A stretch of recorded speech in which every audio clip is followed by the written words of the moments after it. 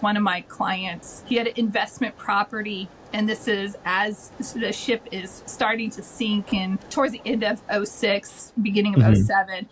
And this house is just sitting on the market, and he had bought it for an investment. It was a new home in an area in California, and he was a professor. And I like end up going to his house. We finally get an offer. The first offer didn't work out. The buyers walked away. The second offer, we finally get, I'm like, listen, these are the stats as to what is taking place in real estate right now, and this is not going to be improving.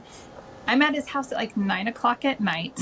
The kids are in bed. I'm like knocking on the door. It was so uncomfortable, but I'm like, you need to accept this offer. I've never been so passionate. I'm passionate, but I usually don't tell people what they should do in these, like that passionate. You know, like, listen, you need to accept this offer, like, or you're going to be totally upside down. Right. He did accept the offer, and it all went through, and he was not upside down, and saved definitely 6 figures, which is really cool.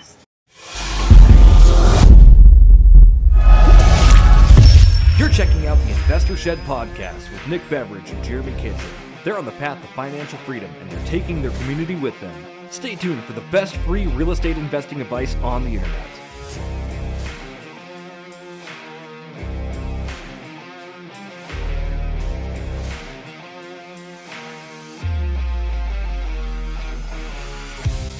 Hey, this is Julie. You're listening to the Investor Shed podcast with my co-hosts Nick and Jeremy. Let's roll. Woo! All right. Ladies and gentlemen, we have Julie Hawley on the Investor Shed with us today. Welcome, Julie Hawley. So glad to have you here. Yeah, thank you. Appreciate it. Thank you for the wild intro.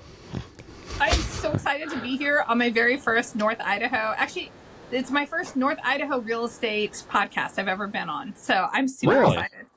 Yep. Right on, because there's like 4 of them here. No, I'm just kidding. How fun. Yeah, speaking of 4 of them, you're obviously one of the 4, but we'll get into your podcast here in a minute. But before we get kind of into your podcast and what you do, Julie, can you tell people a little bit about yourself and a little bit about your background before you got into the real estate sphere? Yeah, you know, this is really funny. Some people say I was born with like that silver spoon in my mouth because I was born into a real estate family, grandpa, dad, that type of situation. But here's the thing. They were in residential real estate, and I am not in residential real estate, although I did go into residential real estate. That's part of the story. But here's the other part of the story. My mom was not in real estate. She was a public school teacher, and I was like most kids where I loved both my parents, and I'm like, what am I going to do when I grow up? And so I've actually done both things. I was a public school educator for 13 years and homeschool mom and wore a lot of different hats. I also went down Gramps and Dad's path into residential real estate. And real estate is really, both of these have completely changed my life. So let's think, why do people go into education? Well, most people become teachers because they want to do something great in the world. They want to serve people. They have these huge hearts. Really, truly, honestly, listener, I promise you, that's why most people go into education. That might not be how they end their journeys. Let's be real. Sure. Right. You're thinking about the pension, and I was in California at the time. It's like, okay, great. I'm going to have a retirement. I can contribute powerfully in the world, and then I'll have this retirement at the end. And then guess what happens? By the way, overachiever, I graduated college early, started teaching at the tender age of 22. I looked like nobody took me seriously. And it was hilarious. But what was interesting is that my 3rd year teaching, they started handing out pink slips. Okay. And I kind of had one of those like, what the heck? This is supposed to be job security. This is supposed to be like, I do this and I get a retirement. And when that happened, and when I realized that I did not have control over my future, that somebody else could pull the plug and I had no say in it, that there is when I pivoted and I said, what's something I would love to do that I'm scared of doing? And that was residential real estate, like my dad and my grandpa. And so I made this harsh pivot, got my real estate license, dove in, kicked butt. It was awesome. It stashed a ton of money because a teacher has never seen a check with that many, like zeros behind it. It's like, I Sure. didn't even know my name in a check like this existed. Like, this can coexist. What? So bought my first home that my dad actually got me into that when I was still in education. Nice. And the toilet is sinking in the subfloor. The lead-based paint is peeling off the side of the beautiful, 1938 house. There's rat feces on the perimeter everywhere. And to go through the sunroom, you literally had to Indiana Jones your way through all the cobwebs. Okay. I bought it because that's small money. Yeah. and in buying that, that was my dad's hey, you got to get on that equity elevator. You got to ride it up, honey. Let's get you in there. Let's get you started. And so that was a lot of things in my very early 20s stacked everything for 20 years later, ultimately. And so I had my experience with education and my, maybe if I want to be the, full agency of my life, full control of my life, I've got to step into the discomfort of what that looks like, buying my first house. And then I had the next thing happen. I don't know about anybody listening, but maybe you've had a failed relationship that just sidelines your life. Next thing you know, I end up with a mortgage payment on my own. That house that I was repaired. And I'm like, oh my gosh, what am I going to do? Yeah. So what do? You rent out a room to a stranger. Who cares?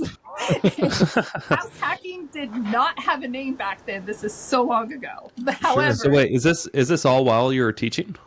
Yeah, this is all in my very early 20s. This is from 22 to 25. All of these things take place, right? So I got a lot of experience early on, and I was able to do a lot of pivoting and a lot of transitions that a lot of people don't want to give themselves permission to do, right? Sure. Yeah. Leaving education, separating from a very terrible relationship. That's scary for people to do, especially early on in life. Absorbing a full mortgage payment, transitioning careers. I ended up transitioning back to education because guess what? There were a lot of unethical people in real estate at the time. There were people doing things that were really, really, really bad. And what kind of things? Oh my gosh. One of the things that still happens, but it was so prevalent, is just snaking clients, snaking deals from you. And I know that still happens, but it was so bad. But the mortgage and lending problems were legit. You did not know who was actually getting the loan. And you might have somebody that is 3 people removed that was getting the loan. I mean, it truly was, if you could fog a mirror, you could get the financing. And even if it was you and I, we would all say, that's insane. Y'all shouldn't be buying this. And if you're the listing agent, I mean, you're representing your client. You're not counseling the buyers. That's not your business. So it was just, you could see all the writing on the wall and see what was taking place. And it was really alarming. I didn't mind saying things. I operate on the bedrock of character. Hey, let's just do what's true. If we all just do what is right and operate in the best interest of our clients and everything, that's going to be great. It's going to work out really well. Most people are operating from, how can I make more money out of this situation right now? So got it. Yeah, totally. That was scary. I will say one of my favorite stories is saving, 6 figures with one of my clients. He had an investment property, and this is as the ship is starting to sink in towards the end of 06, beginning of 07. And this house is just sitting on the market, and he had bought it for an investment. It was a new home in an area in California. And he was a professor, and I end up going to his house. We finally get an offer. The first offer didn't work out. The buyers walked away. The second offer, we finally get, I'm listen, these are the stats as to what is taking place in real estate right now, and this is not going to be improving. I'm at his house at 9 o'clock at night. The kids are in bed. I'm knocking on the door. It was so uncomfortable, but I'm you need to accept this offer. I've never been so passionate. I'm passionate, but I usually don't tell people what they should do in these, like that passionate, like, listen, Sure. you need to accept this offer, or you're going to be totally upside down. Right. He did accept the offer, and it all went through, and he was not upside down, and saved definitely 6 figures, which is really cool. That's awesome. But let's fast forward, because we know that I don't operate in the residential space, and Sure. we know that I drank some other Kool-Aid, which is syndication Kool-Aid. Yes, it is, for sure. And it is definitely Kool-Aid, and it's definitely been the trendy thing over the last several years. Mm-hmm. And a lot of people have gotten in. In fact, recently we had someone come through, our area, and they had their multifamily conference, like, come get involved in syndication and buying apartments, is really interesting. That's what I'll call that. And so, like, whenever times are good, whenever things are easy, and there is a perception of easy, everybody is doing it. Mm-hmm. I got into apartment syndication when I was still a public school educator up in Bonners Ferry, Idaho. And I was looking for a better investment strategy. And we all have our favorite investment strategies. Mm-hmm. What I was looking for was something that made me feel more safe and secure. I like single family, and my husband actually still gravitates towards single family and small multifamily. That's fine. Okay. Totally fine. You do you, boo. Like, that's fine. Our family can operate and invest in whatever. I don't care. Right. But I wanted something that was not a 1-to-1 ratio. So if I have a vacancy, then I have no income coming in, unless I have a small multifamily, duplex, quad, tries, that type of thing. But I started thinking about that at scale and realized, oh my gosh, this operates and functions truly as a business. I really like the idea of, if I have, and I was thinking small, and I've never bought anything this small. If I have a 10 unit apartment building, well, now I have, I'm building in vacancy. So if I have one vacancy and I'm baking that in, or I bake in a 10% vacancy, actually. Right. Now it's all being absorbed. And there's usually one skirt. So I don't have to worry about maintaining the exteriors of multiple properties. I don't have to worry. I can just sell this one asset. I only have one roof. I only have one fence. I like the idea of one to many. I have one of all of this, but I've got many doors that I can be renting out to residences and providing those quality homes. And once I went down that path, once I saw the path of syndication, to me, it felt completely aligned. It brought together mom and dad. It brought together education, because it requires a high level. If you're doing this well, you are providing a high level of education to your potential investors, because they have 0 voting rights and they really need to understand what's taking place. Right. So I get to educate people, which is something I love, serve them powerfully, while still being involved in my other passion of real estate, and everybody wins. I get to feel like Oprah every day. Like, investors win, residents win, the community wins with quality housing. Like, it's good business done well is everybody winning. Right. So if we can go back just a little bit and figure out when this transition happened. So you're in your early to mid 20s. It seems like you were teaching, you were in the residential space, you were renting out your room after you had a relationship go bad. What was it that kind of brought you into the multifamily space and syndication? Was there any particular thing that you stumbled upon, or somebody that you met? Definitely someone I stumbled upon. There's this other podcast called Bigger Pockets that some people know about. I have not heard of it. No, I'm just kidding. This is actually when I started listening to podcasts, and we had some single family assets, and I just was like, I want to sell them. Now I wish we didn't sell them. I mean, we have a condo in Denver. Okay, you guys, like, this is one thing, is like, if we still had that. But all of that paved the way for the investing that we do now, right? We used that, we reinvested it. So, I mean, like, it totally makes sense, but it's also painful at the same time. But as I was looking for a better investment strategy, I did what a lot of people do, where we start with free content. So I started out with the podcasts and listening to Bigger Pockets. And I'd been listening for quite a long time.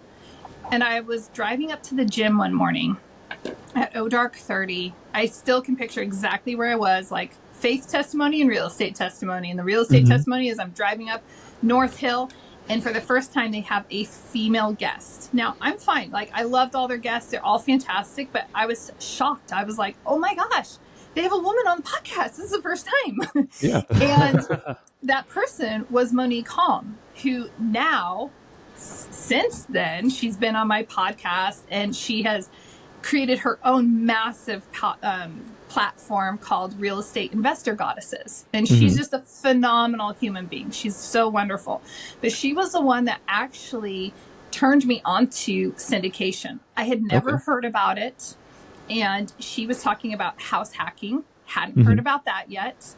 And she was talking about syndication. And it just, the light bulb went on. And like literally from that moment, I have never turned back. So I changed my podcast, which there was really only maybe 2 or 3 podcasts at the time on multifamily investing. There weren't too many of them. And just absorbed all of that content, started going to conferences, read books, went to conferences. So you can see there's a pattern of start with the free. Sure. Okay, now I'm going to invest my $20 on a book. Now I'm going to invest, maybe a couple thousand, on an event. And then it's from there going into a mentorship program. I've always wanted to serve investors specifically. So in the syndication space, there are different roles that people play. And although I think acquisitions is super duper fun, it requires, all of these roles are full-time jobs and require a full-time presence if you want to operate well.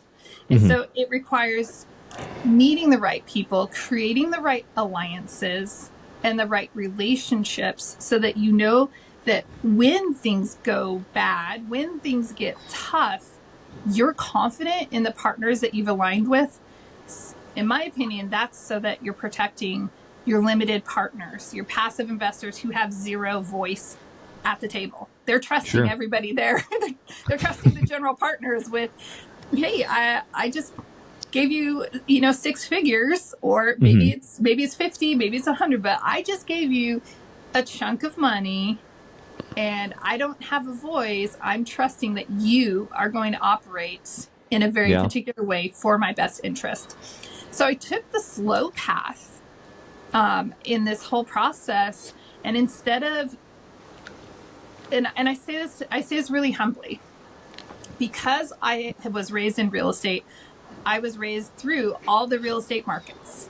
I understand real estate goes up and down. I understand rents go up and down. I understand the fluctuations of things, and I already knew that we were in an elongated cycle. I'm like, okay, this is crazy. Like, this should have hit the brakes a long time ago. What's going on? And then the pandemic comes and throws a wrench in the wheel.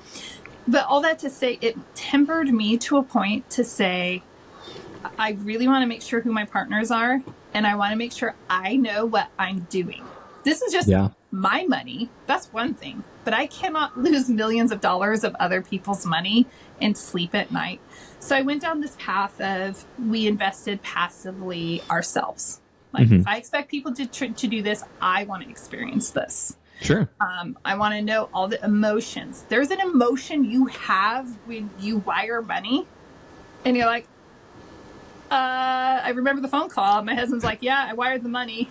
I'm like, cool.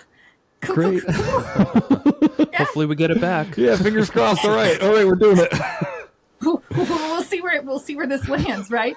And so these are really important feelings to have. It's an important feeling to have of like, should I roll over old 401ks or should I use life insurance policies? So I really took time to try these different vehicles when it comes to investing. And I took time saying no to a lot of opportunities at partnerships because I wasn't necessarily, you can like the people. Right. Liking people isn't an issue. It's Are we aligned on a character basis? Are we aligned on the deepest level possible so that I trust that you're going to show up in the capacity and we're going to be able to work through? Because you cannot have something for 5-7 years and not have a hiccup or two, right? Right. So saying no to that, or saying no because the deal just simply didn't pencil out to my standards. Sure. So while I saw a lot of people moving ahead very quickly, I was going slow. I cried a lot because I was like, honey, why can't I have a deal? He's like, you've had plenty of opportunity. You're the one saying no. I'm like, but they're bad deals. And he's like, well. So saying no has actually, it's been a slow path, but it's also been a very steady path, a very calm path, and a path of more certainty and surety than I have friends that, took those deals early on, and some of those deals have been foreclosed on. Some of those deals have capital calls and are struggling. Sure. It just gets messy. And so, yeah, that's the other end of the story. Can we talk a little bit about like saying no to deals? Yeah. Because you're in the multifamily space. I'm in the single family space for the most part, or small residential. And I remember when I was a little kid listening to a lot of Robert Kiyosaki audio tapes. And I kept hearing he would mention that, in order to find a really good deal, you have to look through 100 to get one. Yep. And just what I've noticed, in the 14 years of doing this, is that that's pretty accurate. Even the off-market deals that come by, like I'm always looking at probably a couple deals almost a day that I'm just saying no to in my head. Yep. And on to the next, and on to the next, and open opportunities. And honestly, I think sometimes it's more than 99 out of 100 I say no to. Most deals out there aren't good. And curious, since you're in a different space where maybe there's just less inventory or less opportunities, how many deals do you have to look at before you find a winner? Same. Hundreds. Like you're still looking at it wouldn't be hundreds, but it would be an equivalent of that, because you're looking at very specific markets. At some point, right, you've decided on this is the market that we're going to invest in, and in that market, to your point, you only have so much inventory that's being traded out, and some of that inventory, large part of it, is passing in a very private way, and it never reaches the market. So if you don't have the relationships, those aren't even crossing your plate.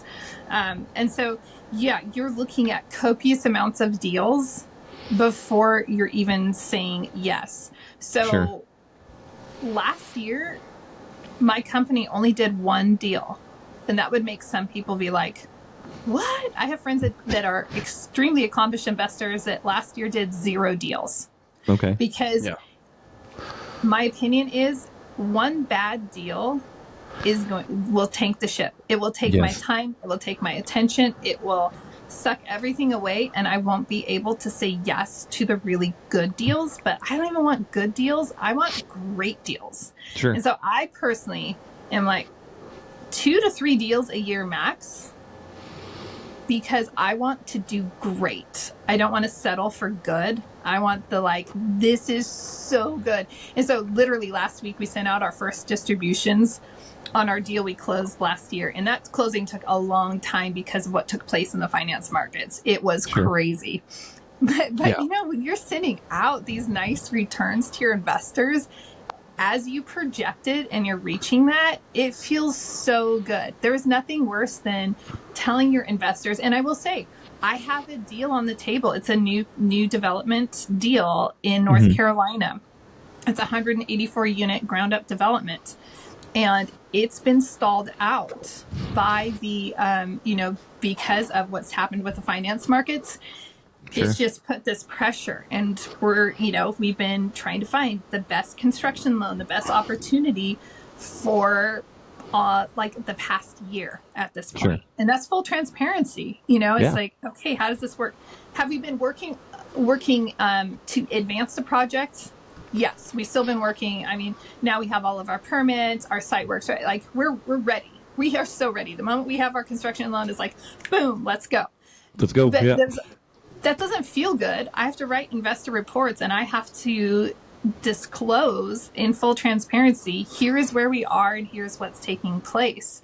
Mm-hmm. So, in a sense, we haven't lost money, but we have lost money because we've lost time on the project, and time is money. That would have been, if we're vertical and we're filling units, that's, we're starting that stabilization process. So those are not fun projects. That was completely beyond our control, what took place with that. Sure. However, it's like, you have to be prepared for that. So that's my first foray into development. And it's definitely been a growth process. Sure. And I'm grateful for that. I'm grateful to be surrounded by people who understand the process and are experienced. Like, I partnered with experienced people for that reason, as that layer of protection. So, when we're looking at something that's fully stabilized and we're not looking at ground up development, you want to make sure we're hitting the returns, right? Let's make sure we're getting there. Let's get it done. Because that's what people, if we're going to project that, then we've got to perform on that. Sure. Gotcha. Can you give us a deep dive on what it looks like, everything that you have to do to find a deal, put it together, how many investors you need to get together, and how, like, the inner workings of the stuff that you don't really hear other than just syndication? People, they have a vague idea of how it works. You collect money. You're either buying into a deal or a fund that buys a deal, right? You mentioned earlier that acquisitions is a full-time gig. Are you in acquisitions, or are you partnered with an acquisitions person and you help collect the funding? If you can give us a little bit more of a deep dive on what it is that you spend your time on. I spend my time in my wheelhouse full time is spent with investors. Very specific, very strategically. That is my full-time job. I'm going to take care, nurture, educate, incubate, and care for investors and their investor experience. Other people on the team, right? They are acquisitions, and they're doing something very similar with brokers, where they are getting to know all the brokers in the area. They're getting to know the property owners in the area. They're getting to know everybody in the area on the ground, right? So that they can really understand when a deal crosses their plate, they have that property manager that they can call and just pass that information by, like, hey, what do you think we could do with this over here? Or they have that contractor. What do you think? And they can really put together a good package, a good concept as to, does this make sense? And that's really after you've already looked at it and said no to, all of the 20 million other properties that have crossed the plate. And then we also have asset managers, right? And so we have to have somebody that is, once the deal is closed, that's all they're focused on. That's their full-time job, is we're going to make sure that this business plan is being executed from start to finish. And that honestly is such an intense role. And I always say that asset managers are completely undercompensated because they are living and breathing it. And they are the backbone. If they don't perform, then they are responsible for that on the highest level possible. They're the one holding the property manager to, hey, did you get all those vacancies filled?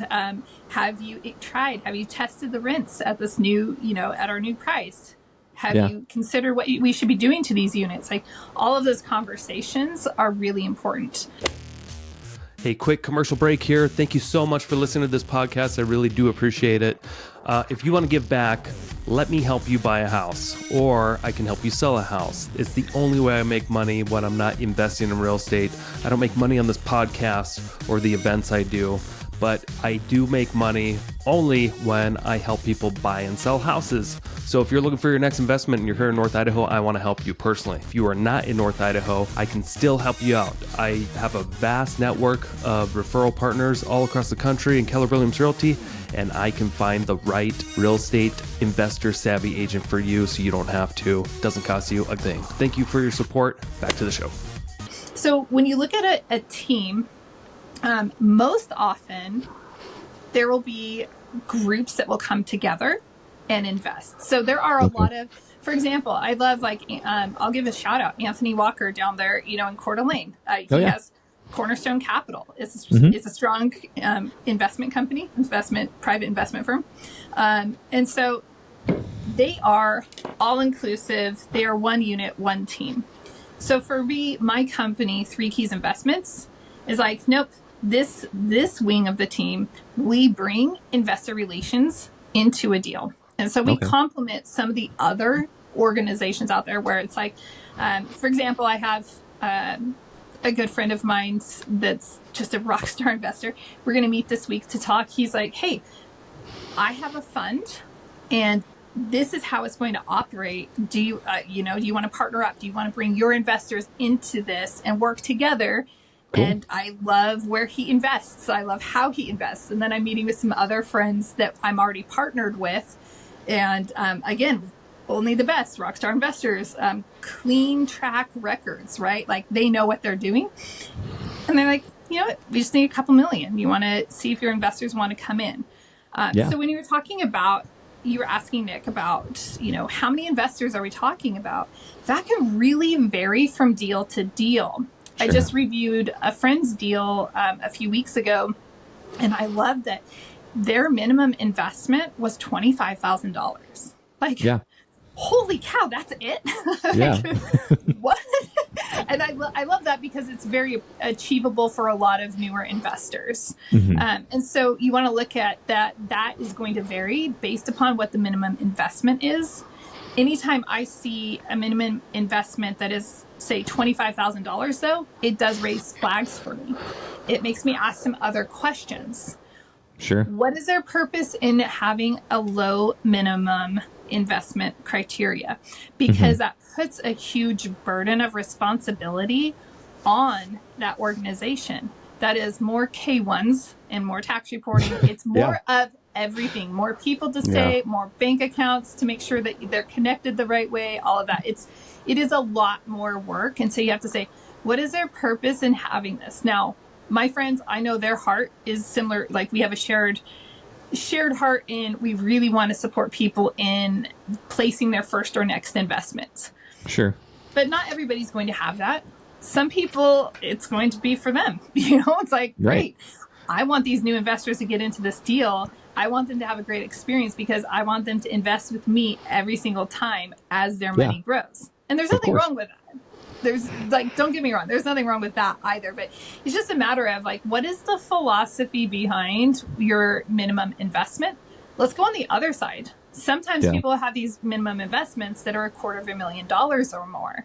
Mm-hmm. Why are they doing that? Well, maybe their investment is more sophisticated. Maybe it has more inner workings. Maybe they just want to have fewer investors at the table because life is easier. And if you have multiple deals taking place at the same time, if you can shrink that down and deal with people who have larger chunks of money, generally speaking, people who, are operating in that zone, they generally have more savvy, experience, knowledge, and they are far easier, to interface with. It's like, okay, great. They just sign away. They're like, oh yeah, we've done this. Like, here you go. Go make me money. So do you think when you have deals that have fewer investors, much larger entry fees, do they have any say in operations, or is it the same where, they just send their money and they kick back and they have no say in what happens, and they should just expect returns as they come? Yep. So there is no say. There are some structures to where, let's say, you're putting in, let's just say, for example, I end up partnering with my friends and current partners in this next deal. And it's, it's only a couple million, right? That they're looking for equity wise. Let's just say I have an investor that wants to bring $1 million to the table. That investor could negotiate. We could negotiate some different terms for that investor. Gotcha. So, if they're bringing more to the table, what happens though on the back side of things is that we have to look at what the lender requirements are. So the lender will actually say, no, you can only have so many entities on this loan. And we want to see a certain threshold from every single person who is signing on this loan. And so now you can bump into some other requirements that they may not check the box for.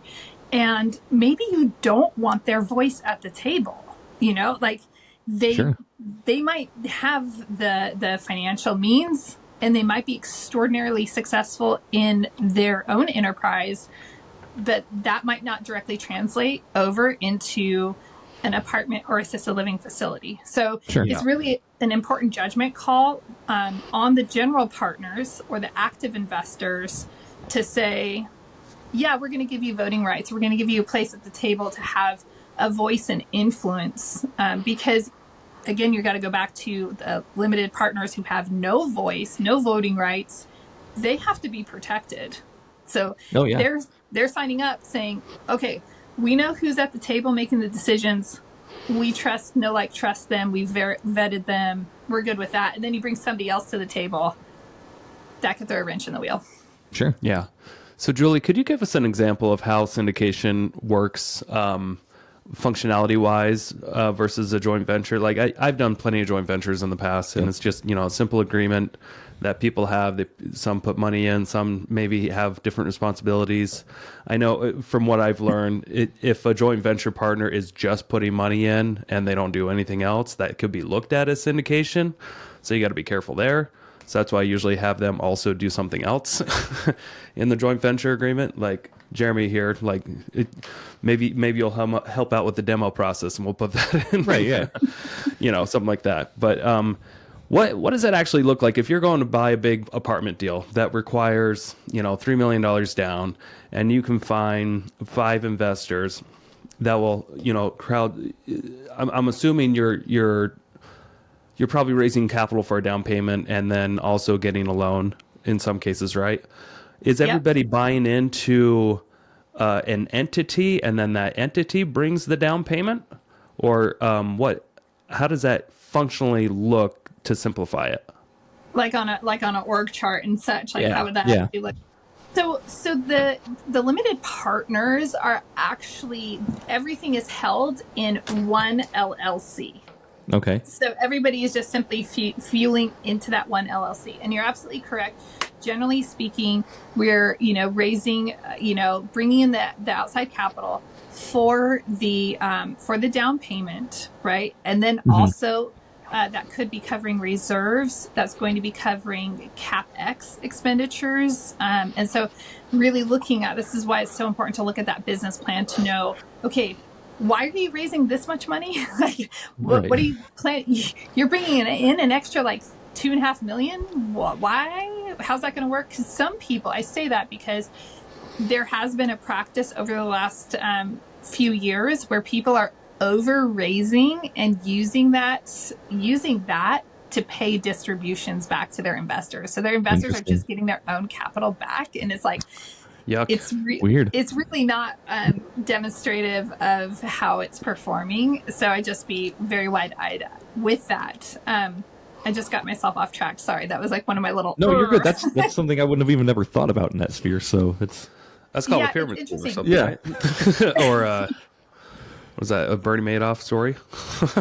Right? Oh my gosh, I could tell you stories. It's so scary. I say that because this is why you have to know the character of people that you're investing with to make sure that who's going to, is it Jekyll or Hyde? Who's showing up when, everything hits the fan? Because, and I want the right person showing up every single time consistently.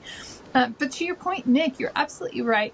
That in a joint venture, a lot of people say, oh, hey, let's JV. And then they just contribute money, and that's all they do. And that is actually very much not a joint venture. In a joint venture, every single person must be active and must be consistently active throughout the duration of the holding. And so it's not just I have a voting right and I'm here at the table. It's that I'm actively involved in the nitty gritty of this. And so that's where a lot of people all of a sudden are disqualified from using a joint venture. And it's really not a big deal. It's not a big deal to go into the syndication space at all. I think I was talking with my SEC attorney about this recently, and what we concluded was, it's like, okay, well, everyone needs to be active, and then at what point do you really need to disclose it as a security? Gotcha. So how well are those relations? Like what are those relationships really like? And so that's the part that nobody's actually going to say. I'm like, and I did not say his name intentionally, right? But a lot of Thank you. people, Yeah. if you're looking by the book says joint venture, everybody's active. If we're going syndication, we've got active making decisions, and we have passive that have no voting rights, and they're just getting the returns and living the high life. By the way, passive investing is amazing. I love it. I love getting my money in my account. It's so fun. Yeah. It's like my dream, honestly, with investing, Julie. Like, I want to be a passive investor. I'm not at like a space where I can really do that, unless we can talk after and we can see how we can make that happen. But like, I love getting mailbox money. I love getting money for a thing that I put money in, and I'll get my money back eventually, but I love getting a return without having to do anything. It feels like my favorite thing in the world. And that's where you and I differ. I go crazy just putting money into something and not having some sort of operational control. So that's my problem, is I'm always just like, no, I've got to have some sort of lever to pull, or I'm just not interested. But that's just my mindset, and everybody's different. Yeah. It really is. And there are definitely the different mentalities of how much hands-on, how much control do I need. So I would encourage you, Nick, to like just get involved in a small passive investment, flex that muscle a little bit, and see, like enjoy. Yeah. I just remember as our distributions have increased, it's just so nice when I think about the single family that we had, and we were doing really well. Well, guess what? We're making the same amount of, actually, we're going to end up making more money at this point, because, just our distributions per month they're paid out quarterly, but if we looked at them as a monthly basis, the distributions are the same as what we would get if we were the owner. Like if it was just, hey, that was a condo we had in Denver, the house that we had in California, or right? It's the same amount every single month, but because we own and we're part of multi-million-dollar assets, right? I'm not liable for any of the problems. So I'm not worried about any of the phone calls at all. I'm not worried about taking care of the toilet or the fence or the roof or the paint or whatever happens, right? I'm not worried about any of it. I just get the upside of that appreciation because we chose wisely. Like we have to we invested wisely. If you're in a deal that goes sideways, like all bets are off. But not just that, but the K1, the passive, the depreciation that we have off of that is exponentially more than we would have if we had a single family home. So if you looked at like a single family home that's $100,000, and I take the straight line depreciation off that, and I look at my fractional ownership off of something that is $10 million or more, I'm walking ahead with more room to work with when it comes to taxes. And again, that's nuanced for every single person. You could just say you'll probably just never pay taxes if you're doing this right. Yeah. So that's interesting. So you can be a limited partner, not be really responsible for any of the stuff that goes wrong, the day-to-day activities, but you still actually get the depreciation too. You still get the depreciation. That's pretty sweet. And so that's what something that you should always be ensuring. The teams have to, by law, they are required to share that depreciation. Now, I have heard, and I don't like to say, oh, I heard through the grapevine type thing, but it is something to just say, like, on your radar, if you are looking at passive investment opportunities, it is important to say, hey, how much of that depreciation are you passing along to the limited partners? It should be whatever your fractional ownership is. That's the answer. That's what it should be. But over the last few years, we've seen some shenanigans, kind of like residential real estate got all sloppy, leading into 2008. I personally think that this is reminiscent in the commercial real estate space to residential in 2008. And so you see some teams that have kept some of that depreciation for themselves. And that really should not have taken place. We might see some problems with that. Not just that, though. I mean, I'm sure you guys are already familiar with the bonus depreciation. Yeah. And so, listener, if you're not familiar, it's saying, hey, in this short 1 year period of time, at any point, I can take the 27.5 straight line depreciation. I can take all of that in this particular year. Now, this year, it's sunsetting. We've got just a couple more years left. This year, you can only take 60% of it. Okay. But when you think about, and I am not a CPA, I'm not giving any tax advice here. Let's be clear. Thank you. Disclose. Yep. But when we're looking at that opportunity, what we're saying is most people are only holding these investments for 5 to 7 years. And so if you take that depreciation up front, that can really offset other parts of your income. Again, going back to how do we zero out our taxes?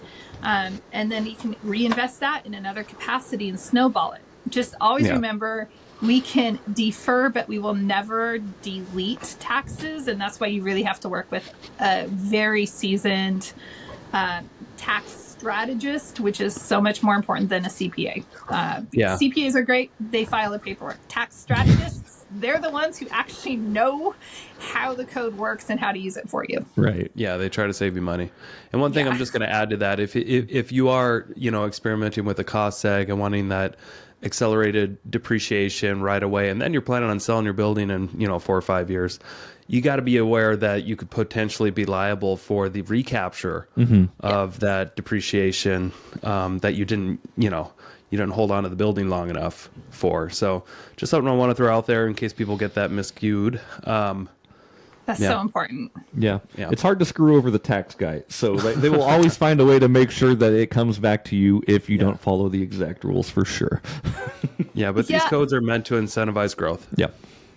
And this is why I always say, I've heard a lot of people in the, syndication space. I've heard a lot of people, oh, there's so many tax benefits. You should do it for the tax benefits. And then investors are frustrated because maybe they can't use those tax benefits because, well, I'm a W-2 earner. I'm a this, I'm a that. And so it's really important to really understand, this is why I say we can defer, but we do not delete. We need to understand there is recapture. There are other things at play, and we have to work with a tax strategist. It would be like, I want to go have open heart surgery, but I'm going to go work with an orthopedic surgeon. I'm not going to do that. Work with the right person so that you're getting the right protocol. Yeah, totally. Absolutely. Yeah. And this is something I realized not too long ago, actually, like talking to my tax guy. I realized sometimes how much I give bad advice out there to maybe the regular W-2 employee, just assuming that they have the same tax benefits that I do as a real estate professional. Right. I don't really think about it much because I've been an agent for a long time. And I don't always consider that, your average everyday W-2 guy who maybe has some rentals, they're probably not going to get the same benefits that I would. So I got to stop giving advice to people.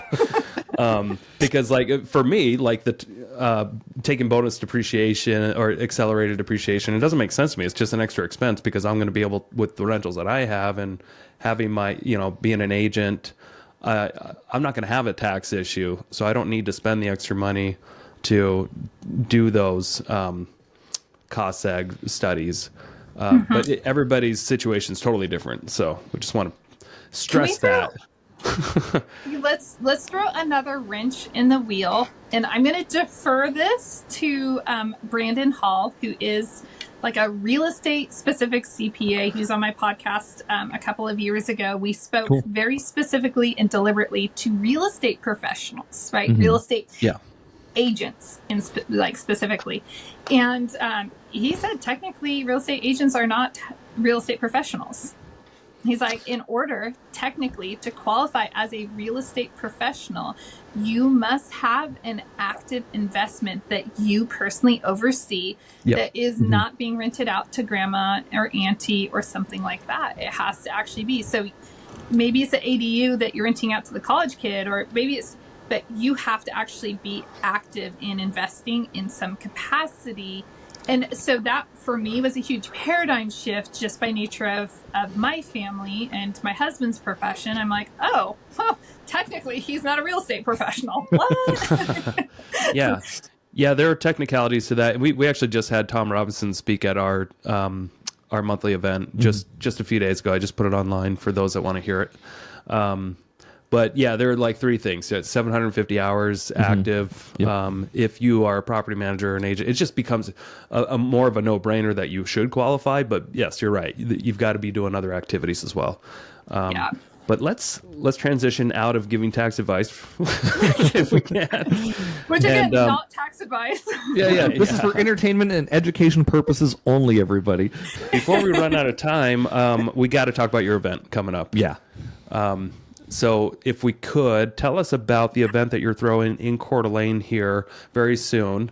What are the dates? What can people anticipate learning about, and why should they go? I'm so stoked. So we're going to be meeting at the Coeur d'Alene Resort March 8th through 10th. That's all day Friday, all day Saturday, and a half day Sunday. VIPers are having a boat cruise on Friday, and we've got a brunch for everybody on Sunday. It's going to be extraordinary. Here's why. It is the charcuterie. Right? That's what I'm calling it. It's the charcuterie board for all real estate professionals and investors at every level. Because here's what happens. We've all been to enough real estate events where I'm going to say some things that are going to be questionable in some people's eyes. But we wonder, like, why is that person on the stage? How did they get up there, and why are they speaking on this topic? And so there's that question. And then there's the other element of, oh my goodness, I have all of these mechanical things that I need to do. Like, yeah, I could go and I can do X, Y, Z, and it's very linear. But I have this thing. I'm like, we would all be flying our own private jets if it was that easy. And so the Conscious Investor Growth Summit is, in my whole brand, the Conscious Investor, is all about health, mindset, and wealth. And in that order, if our bodies are not functioning, if our bodies are not healthy, and I know you guys value health as well, like if we're not operating at our optimum health, like no amount of wealth is going to be worth it. Like the dying man's the sick man's wish is to be healthy again. Yeah. And so we want to make sure we're strong caretakers of our physical being.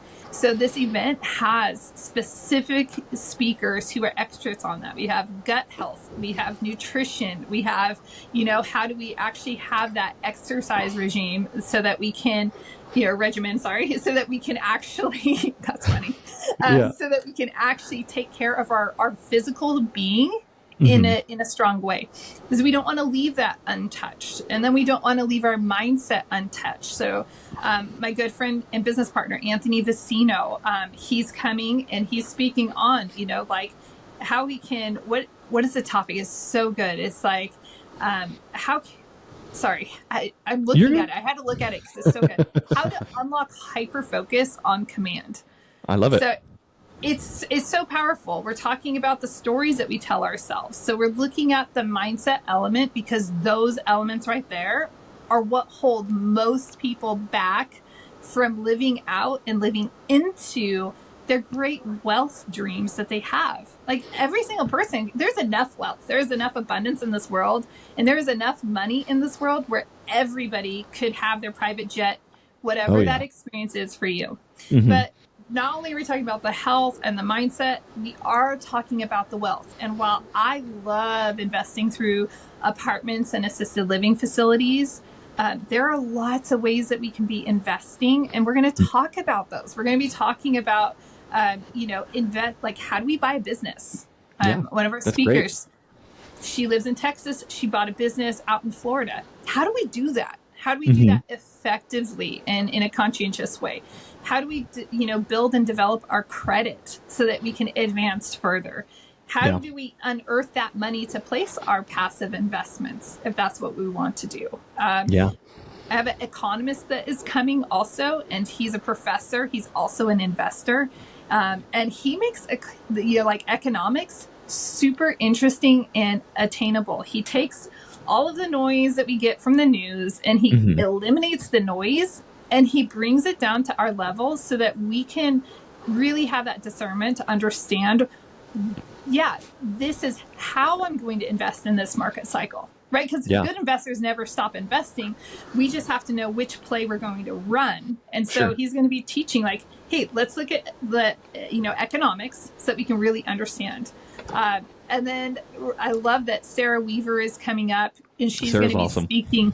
She's so rad. I get to spend like almost a whole week with her because we're heading off to another event right after mine.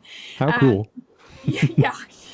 She's just, she's so much fun. But she's going to talk about, we know her specific niche is she's a nomadic investor. She hasn't had a permanent residence in the U.S. for 5 years. She's going to talk specific, and she's an expert with midterm rentals. She's talking specifically on how to find and furnish that rental from anywhere in the world. Awesome. So it's not just this, hey, let's come and let's rah about real estate and syndication, and that's the only way. No, it's, hey, let's take care of you, and let's take care of what's the chatter between your ears, and let's fuel you up on these different strategies, because we all gravitate towards a different strategy, and they're all winners. That's what I love. Like, there's not a wrong strategy. If you're investing and you understand it, you're going to get ahead in life. So, awesome. Yeah, the speakers are accessible. So I was just at an event and it was great. I mean, it was Ed Milet, okay? Like, oh, yeah, okay, yeah, of course it's great. In a room of 1,000 people. Ed Milet, Brennan Burchard, John Gordon, just this very small space last week, and it was cool. Like, oh my gosh, I have proximity, but I couldn't actually go and talk to them. They they're behind the stage. Sure. I love that all of the speakers are very accomplished accomplished speakers. Yeah. But they're accessible. They're there to serve. They want to, like help every person there really reach and exceed that threshold where they're currently at. That's awesome. Julie, I think your event is going to be so incredible. Like you said, you're starting with your foundation, right? So you're starting with your health and your mindset. And if people don't have those two things aligned, they're not going to go far. It's just how it goes, right? If you're just worried about the money in your bank account, like you're going to lose fuel before you even really get started in the tank. I've looked at your lineup, and I think it's an incredible lineup, seriously, of people. You've got Matt Sorensen there, Sarah Barb. I think Anthony Walker was going to be there. I don't have the list in front of me, but what's the website where people can go find out more about this? You want to head over to consciousinvestorgrowthsummit.com. Mm-hmm. You'll be able to pick up your tickets there. You can see all the speaker lineup there. It's amazing. It is phenomenal. I love that we have a mix of locals and other Idahoans, like Amanda Rockroar is coming up with her husband from, the Boise area, Treasure Valley, to speak up here. So I love that we have that. We've got people traveling from across, like East Coasters flying in, for the event. Yeah. So you want to make sure you head there. And listen, this is one of those, I know Nick and I, actually, Jeremy, all of us, we've spoken, privately off air, and it's like, this is all about service. So this is not about sales. I'm not trying to sell you into a mastermind. I'm not trying to sell you into a program and all of that. This is all about how do we help you take that next, it feels like the bold, scary move. How do we help you and support you in doing that? So this is all service, no sales. And that's the other element is, as long as we break even, great. We want to serve. So there's a half off code, Investor Shed. If you use that on the Conscious Investor Growth Summit website, save 50% off any ticket. I highly recommend paying the extra $100 or whatever for the VIP ticket. Oh, yeah. It puts you into a smaller space and allows you to be around all the speakers out on the boat cruise. Hey, 2 hours where you can just ask Matt Sorensen all your questions. Come on, people. Oh, yeah, seriously. If he charges $500 an hour and you get 2 hours on a boat with him for $100, take it. Yeah. We had to get Matt on the podcast just to talk to him. Yeah. I had to con him in with a podcast invitation, and then we picked his brain. Exactly. So it's going to be fun. some other cool elements. We are switching up. I just created the schedule. So the topics are going to be interdispersed. We don't want to just be like, okay, today we're talking about, that feels like school. This is fun. And I'm bringing in the elements of being a school teacher, by the way. I love it. It will be interactive. This isn't a sterile event. This is an opportunity to come to actually ask questions. We'll have some Q&A sessions and just lots of opportunities. So many of the people attending are people that are highly experienced also. Yes. So that lends itself to having crowdsourced wisdom. We don't just have speakers on stage that are accomplished, but we have a lot of people attending that are accomplished. I love that I know so many of the people attending, and I can give shout outs. I'll probably say like, hey, you know what? That's really great. What so-and-so just said, like Sarah just said that is so spot on. Yeah. You might want to go over and talk to Nick about this a little bit further. Maybe this small group should go have lunch together and you guys can have this conversation.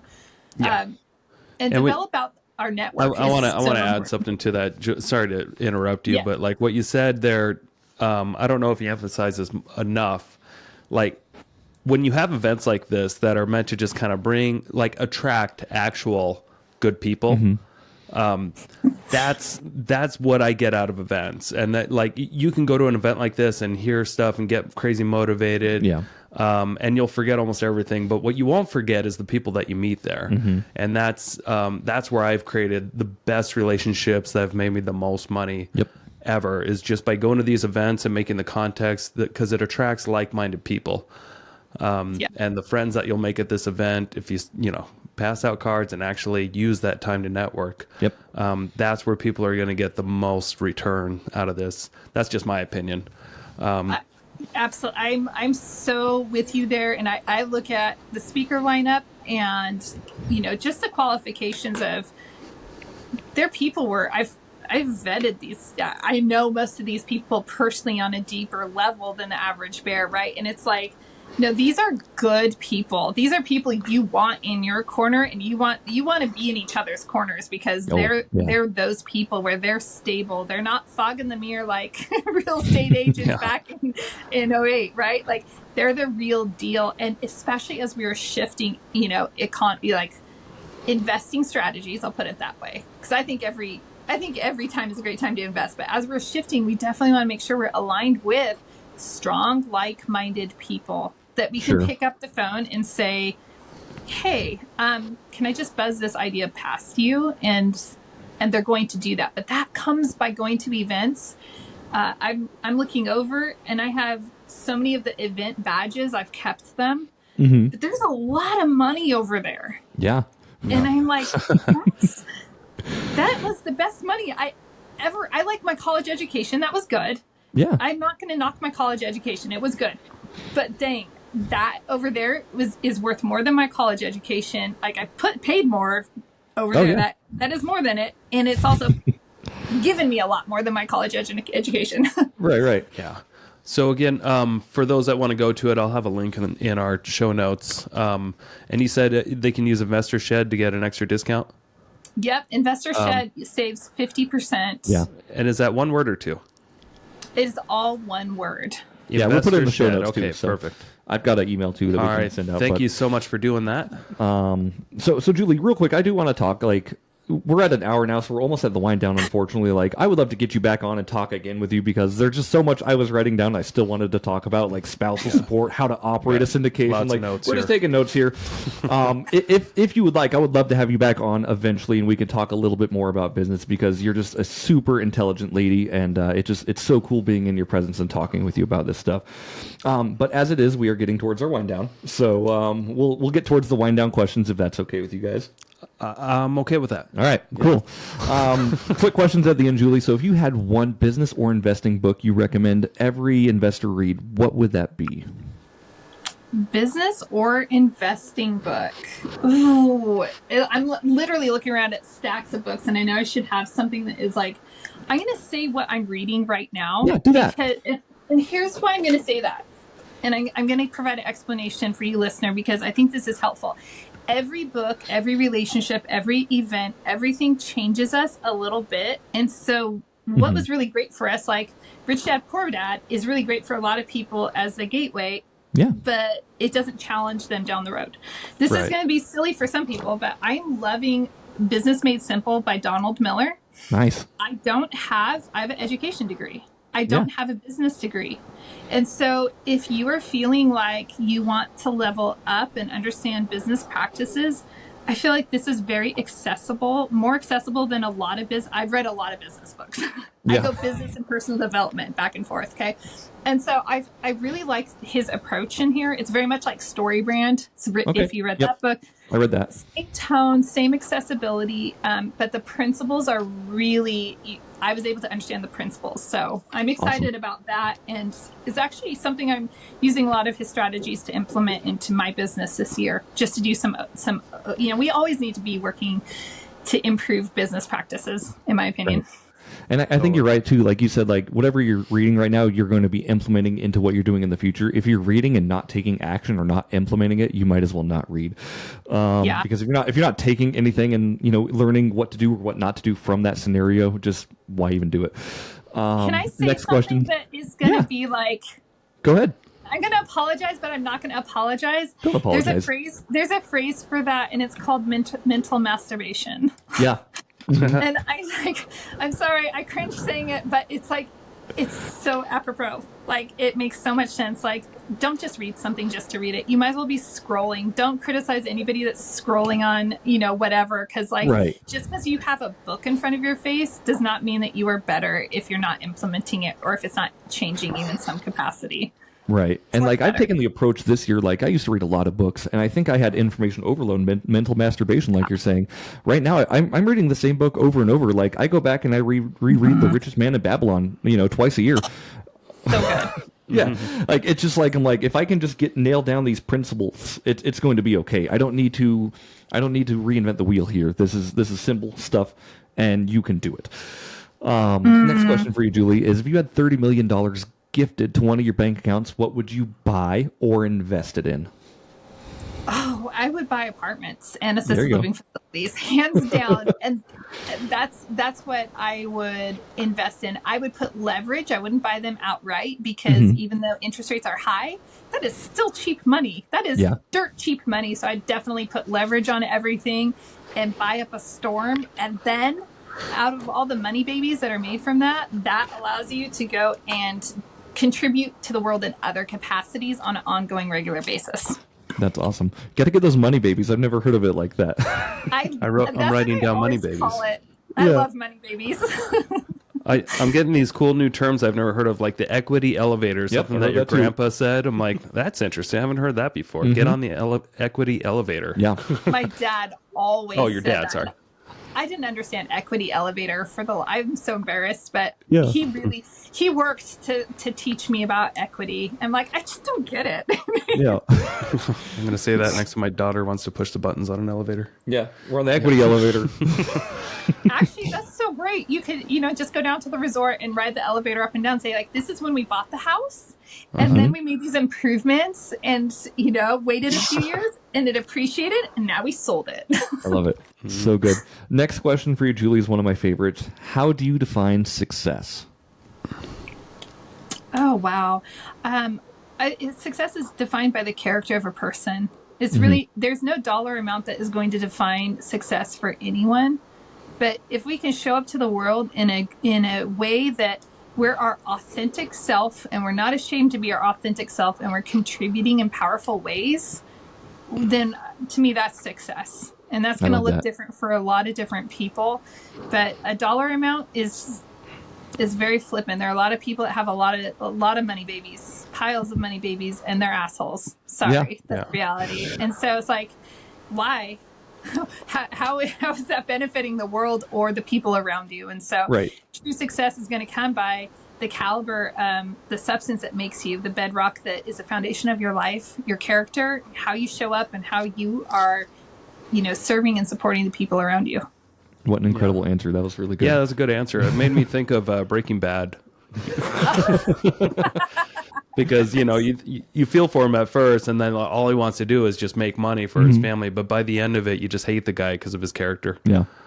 Good point. Next question for you, Julie, is, when you're not putting together these multi-million-dollar deals or syndicating like a total boss, like, what do you like to do with your free time? Oh, I absolutely love rock climbing and mountain biking. Anything that can give me an adrenaline rush. I love it. I love to sit and read, long walks on the beach. No kidding. Yeah. But no, that's where I like to spend my time. Snow's been trashy this year. So snowboarding wasn't really the thing, but I'm glad it got me back into the indoor climbing gym, and I'm so stoked. I'm stoked that my kids love that. But I like awesome. Movement, and listener, this might resonate with you. That's how that physical demand of mountain biking on intense single track trails where you can go OTH real easy and like seriously hurt yourself, or you're climbing and you're trying moves and you don't want to fall because it's inverted, and I don't know, I don't like that feeling. Right. Those, to me, that's when I actually relax. It's physically demanding, but my mind is in one zone, and it's the best. Yeah. Whenever I go on bike rides too, like, I just feel like time just kind of zones out. Like, I'm not worried about like what's happening in my bank account. I'm just worried about the road in front of me, and it's a sense of clarity that I don't think I get in a lot of other places when I'm out in nature. So, very good spot to be for sure. I'm going to give you a little bit of a plug here real quick, Julie. You run the Conscious Investor podcast. You typically speak to a lot of multifamily. Is that correct?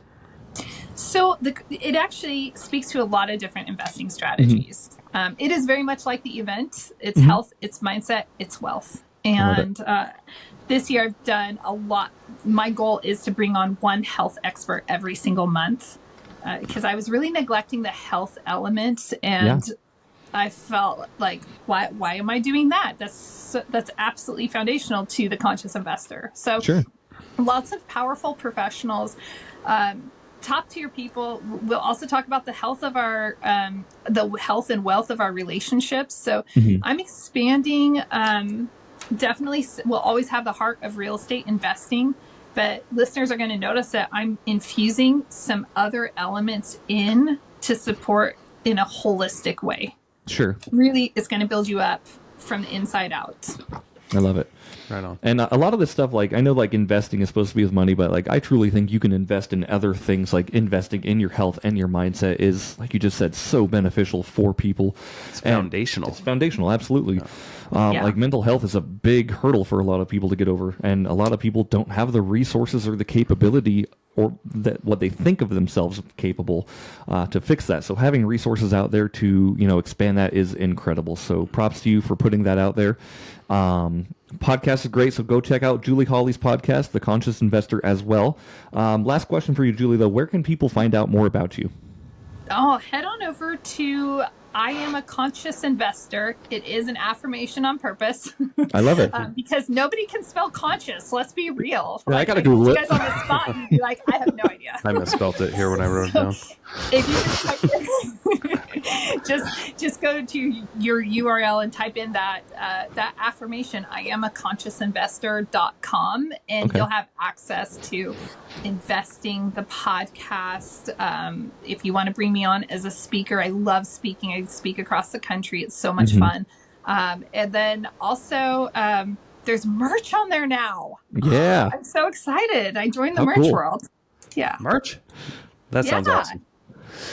All right, cool. Well, thank you so much again for being on the podcast. Thank you. We'll see everybody. I'll be there too. So will Jeremy, I believe. We'll see you at the Conscious Investor Summit, March 8th. Growth Summit, sorry. March 8th through the 10th. You can find tickets in the show notes and save 50% with the Investor Shed coupon code. All right. Thank you so much. We appreciate you being on and sharing all your wisdom, and we'll see you guys next week. Yeah. Thank you so much. Thanks, guys. Lots of fun. Later. Thank you so much for checking out the Investor Shed podcast. If you enjoyed your time, make sure to leave a 5-star rating and review on Apple Podcasts and Spotify. Follow along on YouTube, TikTok, and Instagram at The Investor Shed for shorts and promos about each episode. Do you want to be a guest or know someone who has great real estate investing advice and stories? Reach out to us at theinvestorshed@gmail.com.